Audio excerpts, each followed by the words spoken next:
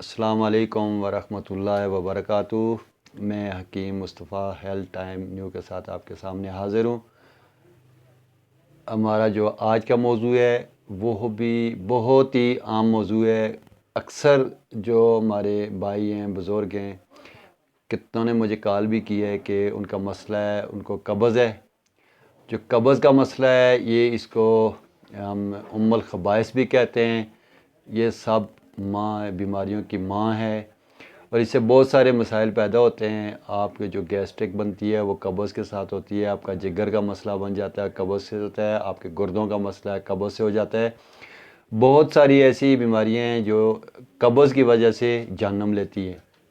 اس میں ہوتا کیا ہے کہ آپ کی پہلے بھی بتایا تھا کہ قبض کے بہت سارے وجوہات ہیں جس وجہ سے قبض ہوتی ہے، لیکن جو زیادہ بڑی وجہ ہے وہ یہی ہے کہ ہم خوراک کو ہضم نہیں کر سکتے، ہم اس طرح خوراک کو کھاتے نہیں ہیں۔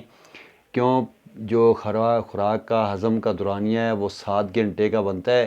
3 گھنٹے میدا اس کو اپنے اندر رکھتا ہے، پھر اس کو جوس بناتا ہے، پھر وہ مین آنتوں میں بھیج دیتا ہے، جو مین آنت ہے اس میں بھیج دیتا ہے۔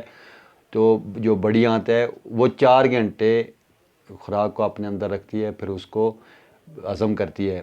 لبلبے کا بھی ایک اپنا فنکشن ہے، وہ انسولین پھینکتا ہے۔ یہ اللہ کا ایک نظام ہے، اس میں کچھ بھی کوئی بھی نہیں کر سکتا، یہ اللہ کی قدرت ہے۔ یہ ایک لمبا سارا پروسیجر ہوتا ہے جو 7 گھنٹے میں خوراک کو ہضم کرنے کے پروسیجر ہوتا ہے۔ اس میں اس کے بعد فضلات بنتے ہیں، وہ علادہ ہے، بلغم بنتی ہے، خون بنتا ہے، وہ جگر کی طرف چلا جاتا ہے۔ خون کا کام جگر کا ہے، بلغم کا کام دماغ سے، ناک سے نکلتی ہے بلغم ہوتی ہے، فضلات پیخانے کی صورت میں نکل جاتے ہیں۔ یہ وہ گندے فضلات ہیں یا جو گندی بھی چیزیں ہیں، یہ ایک سسٹم ہے، گردے اس کو فلٹر کرتے ہیں، جگر خون بناتا ہے۔ یہ اس کے بعد ہوتا ہے جب آپ کی خوراک ہضم ہوگی۔ جب خوراک ہضم نہیں ہوگی، آپ کا نہ جگر خون بنائے گا، نہ آپ کی جو بلغم ہے وہ خارج ہوگی، نہ آپ کے فضلات سے خارج ہوں گے، وہ آپ کو تنگ کرے گی۔ کیوں تنگ کرتی ہے؟ کہ ہمارے جو خوراک کھانے کا طریقہ، ہم چٹپٹے سالن کھاتے ہیں، فرائی سالن کھاتے ہیں، اور زیادہ تر جو میرے سمجھ میں جو میرے پاس پیشنٹ آتے ہیں جن کو قبض لائق ہوتی ہے، ان کا مسئلہ یہی ہے، خوراک کو وہ چباتے نہیں ہیں۔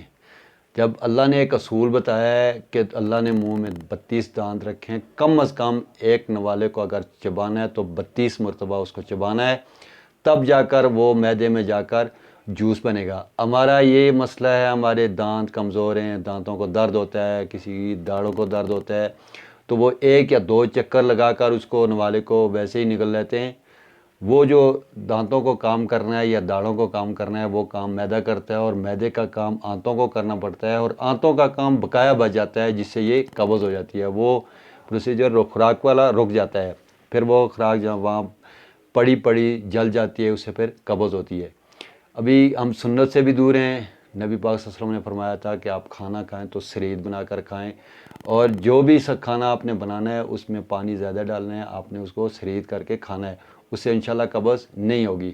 پھر چاول کا استعمال کم کرنا ہے، بادی والی چیزوں سے بچنا ہے، اور جو نسخہ ہے وہ بھی بہت ہی آسان نسخہ ہے، آپ استعمال کریں، بنائیں۔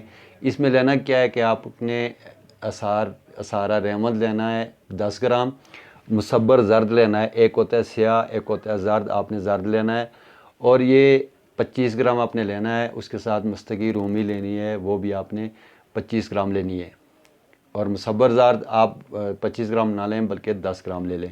25 گرام آپ نے ریوند اسارہ لینا ہے، 10 گرام مصبر زرد لینا ہے، یہ زرد لینا ہے، سیاہ نہیں لینا۔ 25 گرام آپ نے لینے ہیں مستقی رومی لیں۔ ان کو آپ نے باریک پیسنا ہے، باریک پیس کر کے آپ نے عرق گلاب میں اس کو معجون بنانا ہے۔ اس کے ساتھ عرق گلاب آپ جتنا بھی اس میں ڈالیں، 40 گرام ڈالیں، 20 گرام ڈالیں، جتنا بھی ہے، جیسے یہ معجون بن جائے۔ پانی اس کو نہیں لگانا۔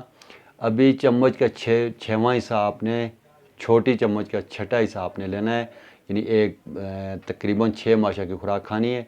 یہ آپ نے رات کو نیم گرم پانی کے ساتھ یا دودھ کے ساتھ کھانے، انشاءاللہ پیخانہ کھل کر آ جائے گا، آپ کا پیٹ صاف ہو جائے گا۔